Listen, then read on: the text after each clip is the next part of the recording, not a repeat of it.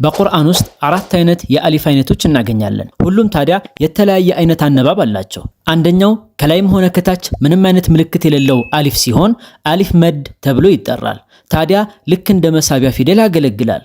ለምሳሌ ቃለ ፈማ ባሉ ፈአልሀመሃ ፉጁረሃ ወተቅዋሃ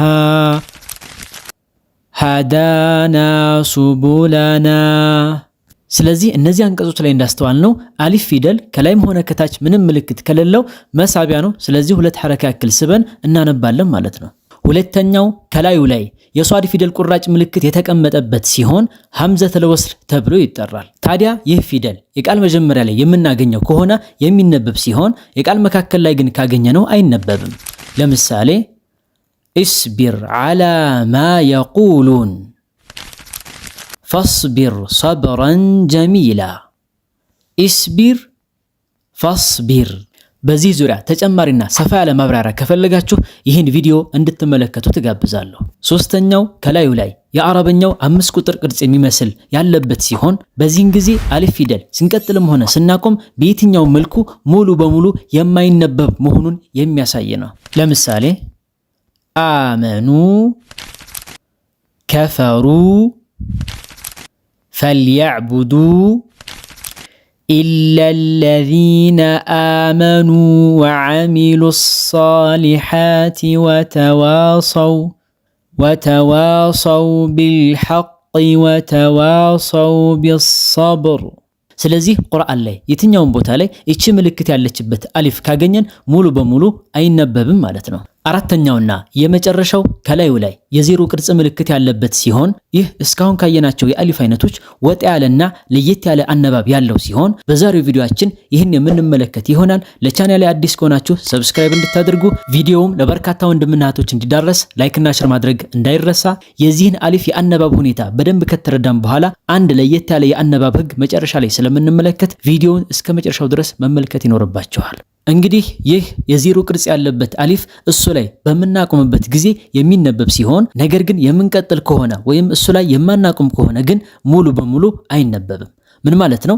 ይህ ፊደል ያለበት ቃል ላይ የምናቆም ከሆነ ፊደሉን ልክ እንደ አሊፍ መድ በማሰብ ስበን የምናቆም ሲሆን ሆኖም ከቀጣዩ ቃል ጋር አያይዘን ወይም ደግሞ ቀጥለን የምናነብ ከሆነ ግን ሙሉ በሙሉ አይነበብም። ልክ እንደሌለ አድርገን ነው የምናስበው። ለምሳሌ ወላ አነ ዓቢዱም ማ ዓበድቱም።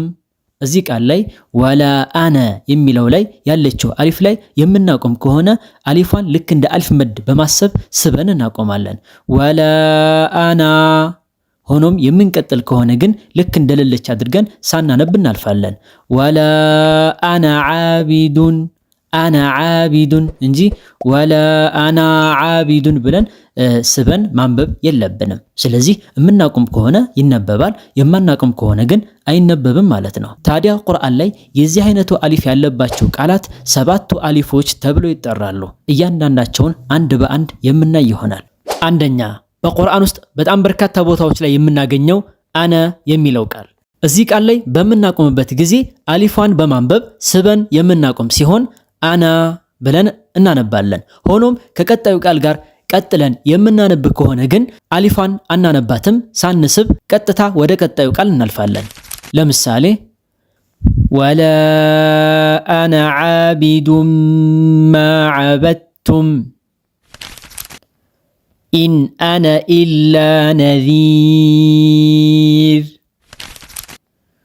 ቃለ አነ ኸይሩም ሚንህ ፈቃለ አነ ረቡኩሙል አዕላ።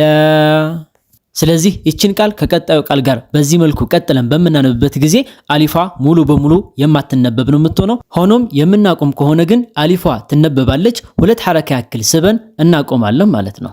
ሁለተኛው ቃል ሱረቱል ከህፍ ላይ የምናገኘው ላኪንና የሚለው ሲሆን እዚህ ቃል ላይ በምናቆምበት ጊዜ አሊፋን በማንበብ ሁለት ሐረካ ያክል ስበን እናቆማለን። ሆኖም ቀጥለን የምናነብ ከሆነ ግን አሊፋን ልክ እንደሌለች በማሰብ ሙሉ በሙሉ ውድቅ አድርገን ሳናነባት የምናነብ ይሆናል። ለምሳሌ ላኪነሁ አላሁ ረቢ። ሆኖም የምናቆም ከሆነ ግን ላኪና ብለን ስበን እናቆማለን ማለት ነው። ሶስተኛው አራተኛውና አምስተኛው ቃል ሱረቱል አሕዛብ ላይ የምናገኛቸው አዙኑና፣ አረሱላ፣ አሰቢላ የሚሉት ናቸው። እነዚህ የአንቀጽ መጨረሻ ላይ የምናገኛቸው ቃላት ላይ ያለችው አሊፍ ላይ በምናቆምበት ጊዜ ስበን ሁለት ሐረካ ያክል በመሳብ የምናቆም ሲሆን ሆኖም ከቀጣዩ አንቀጽ ጋር ቀጥለን የምናነብ ከሆነ ግን አሊፋን ሙሉ በሙሉ ሳናነብ ቀጥታ ከቀጣዩ አንቀጽ ጋር አያይዘን እናነባለን ማለት ነው። ለምሳሌ ወተظኑነ ቢላሂ ዙኑና يقولون يا ليتنا أطعنا الله وأطعنا الرسولا فأضلونا السبيلا ሆኖም ከቀጣዩ አንቀጽ ጋር ቀጥለን የምናነባቸው ከሆነ ግን እነዚህን አሊፎች ሙሉ በሙሉ ጥለን ውድቅ በማድረግ የምናነብ ይሆናል። ለምሳሌ وتظنون بالله الظنون هنالك وأطعنا الرسول وقالوا ربنا فأضلونا السبيل ربنا ስድስተኛው ቃል ሱረቱል ኢንሳን ላይ ሁለት ጊዜ ተደጋግሞ የምናገኘው ቀዋሪራ የሚለው ቃል ሲሆን የመጀመሪያው ቃል ላይ ያለችው አሊፍና ሁለተኛው ቃል ላይ ያለችው አሊፍ ይለያያሉ። የመጀመሪያው ቃል ላይ ያለችው አሊፍ አሁን እያወራንበት ያለው ከላይ የዜሮ ቅርጽ ያለበት አሊፍ ሲሆን ሁለተኛው ቃል ላይ ያለው ደግሞ ከላይ የአምስት ቁጥር ቅርጽ ያለበት በመሆኑ ይለያያሉ። ስለዚህ ባጭሩ የመጀመሪያው ቃል ላይ ያለችው አሊፍ ላይ የምናቆም ከሆነ እናነባታለን፣ የማናቆም ከሆነ ግን አናነባትም። ሁለተኛው ቃል ላይ ያለችው አሊፍ ግን ብናቆምም ባናቆምም ሙሉ በሙሉ አትነበብም ማለት ነው። ለምሳሌ ወአክዋቢን ካነት ቀዋሪራ ሚን ፊዳ ቀጥለን በምናንበት ጊዜ ወአክዋቢን ካነት ቀዋሪራ ሚን ፊዳ። ሰባተኛውና የመጨረሻው ቃል እዚሁ ሱረቱል ኢንሳን ላይ ሰላሲለ የሚለው ቃል ሲሆን እስካሁን ካየናቸው ቃላቶች ለየት ያለ አነባብ አለው። እሱም በሁለት መልኩ ማንበብ ይቻላል። አንደኛው አነባብ ልክ እስካሁን እንዳየናቸው ቃላት አሊፉ ላይ በምናቆምበት ጊዜ አሊፉን ስበን እናቆማለን። ሆኖም በምንቀጥልበት ጊዜ ግን አሊፉን ሳንስብ ጥለን እናነባለን። ለምሳሌ ኢና አዕተድና ሊልካፊሪነ ሰላሲለ ወአግላለን ወሰዒራ ስናቆም ኢና አዕተድና ሊልካፊሪነ ሰላሲላ። ስለዚህ ልክ እስካሁን እንዳሳለፍናቸው ቃላት ስናቆም አሊፉን እናነባለን፣ ስንቀጥል ግን አሊፉን አናነባውም። ሁለተኛው የአነባብ አይነት ደግሞ ልክ የአምስት ቁጥር ቅርጽ እንዳላት አሊፍ ስናቆምም ስንቀጥልም አሊፏን ሙሉ በሙሉ በመጣል ወይም ደግሞ ባለማንበብ የምናነበው የአነባብ አይነት ሲሆን በዚህን ጊዜ አሊፏ ላይ ብናቆምም ባናቆምም አሊፏን ሙሉ በሙሉ አናነባትም።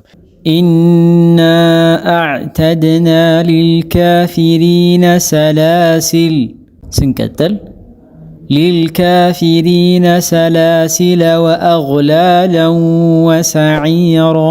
ስለዚህ ከሁለቱ ህግ በፈለግነው በአንደኛው ማንበብ እንችላለን። ልክ እስካሁን እንዳሳለፍናቸው እንደ ሰባቱ አሊፎች አድርገን ማንበብ እንችላለን። አሊያም ደግሞ ስንቀጥልም ስናቆምም አሊፉን ሙሉ በሙሉ አለማንበብም እንችላለን ማለት ነው። በጥቅሉ እንግዲህ አሊፍ ፊደል ከላይም ሆነ ከታች ምንም ምልክት ከሌላት አሊፍ መድናት ሁለት ሐረካ ያክል ስበን እናነባለን።